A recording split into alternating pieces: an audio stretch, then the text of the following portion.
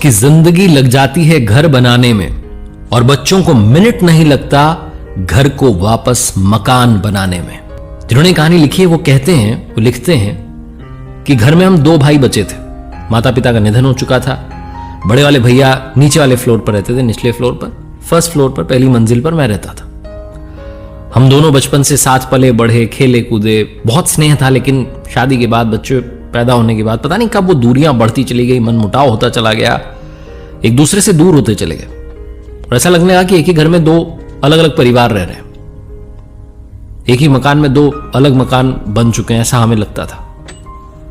भैया जो थे वो दफ्तर जल्दी जाते थे, ऑफिस जल्दी वापस आते थे शाम में। मैं थोड़ा देरी से जाता था, देरी से वापस आता था। तो उनकी गाड़ी के पीछे मेरी गाड़ी लगती थी।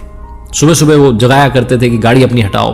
तो मुझे गुस्सा आता था कि क्या हो रहा है, लेकिन चुपचाप हटा लेता था। कभी कभी वो अंदर से आवाज लगाते थे घर में ऊपर और कहते थे ये बच्चों को कहो कि खेले नहीं, फर्श पर कूद रहे हैं। तो मुझे गुस्सा आता था क्या हो रहा है। छोटी छोटी जो बात थी, छोटे छोटे विवाद थे, उनको हमने तूल देना शुरू कर दिया था। वो स्नेह जो था वो खत्म होने लगा था। ऐसा लगता था कि ये मेरा भाई नहीं है। लेकिन एक दिन बड़ी कमाल की घटना हुई। कॉलोनी के लड़के आए थे चंदा मांगने के लिए। त्योहार का चंदा इकट्ठा कर रहे थे। 4-5 लड़के थे आए। उन्होंने नीचे डोरबेल बजाई। मैं समझ गया, बालकनी से देखा मैंने, लड़के आए हुए।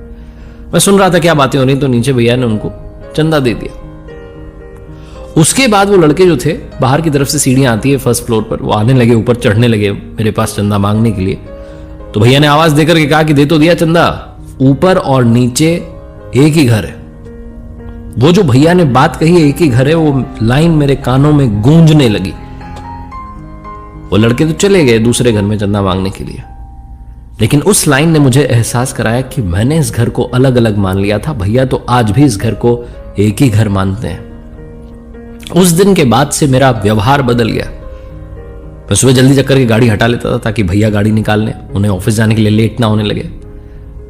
अपने बच्चों से कहता था कि फर्श पर ज्यादा मत कूदो, नीचे आवाज जाती है, घर के बड़े सो रहे, उनको चैन से सोने दो। उस दिन के बाद वो जो मन मुटाव था वो हमेशा के लिए खत्म हो गया। बात 100-200 रुपए के चंदे की नहीं थी, बात बहुत बड़ी थी कि ये एक ही घर है। छोटी सी कहानी जो सिखाती है कि हम कई बार अपनों से किसी छोटी बात के चलते, किसी ताने के चलते दूर होते जाते हैं, उनके लिए घृणा अपने मन में पालने लगते हैं और एक ही घर में ऐसा लगता है कि बहुत सारे अलग अलग परिवार रह रहे हैं। जिस घर में आत्मीयता होती है वो घर महल होता है। आप चाहे जितना आलीशान मकान बना लें, लेकिन घर में जो रह रहे हैं अंदर, उन सदस्यों के बीच में प्यार नहीं है, प्रेम स्नेह नहीं है, तो उस मकान का मतलब नहीं है, वो खंडर के बराबर है। और अगर आप एक छोटी सी झोपड़ी में रह रहे हैं, लेकिन जो अंदर सदस्य रहते हैं उनके बीच में प्रेम है, स्नेह, आत्मीयता है, तो आप एक बहुत शानदार खूबसूरत महल में रह रहे हैं।